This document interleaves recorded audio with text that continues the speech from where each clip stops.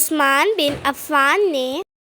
وضو کا پانی طلب فرمایا اور وضو کیا، پس اپنی دونوں ہتھیلیوں کو 3 بار دھویا، پھر کلی کی اور ناک صاف کیا، پھر اپنے چہرہ کو 3 بار دھویا،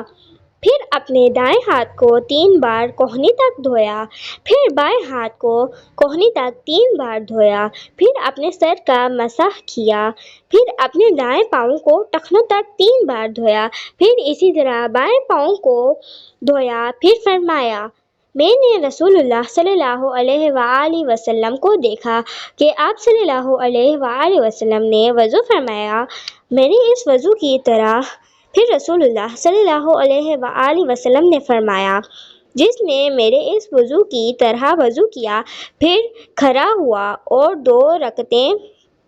پڑھی، اس طرح کہ ان میں اپنے دل کی باتیں نہ کریں تو اس کے گزشتہ گناہ معاف کر دیے جائیں گے۔ ابن شہاب نے کہا کہ ہمارے علماء کہتے ہیں کہ یہ وضو نماز کے لیے سب سے کامل ترین وضو ہے۔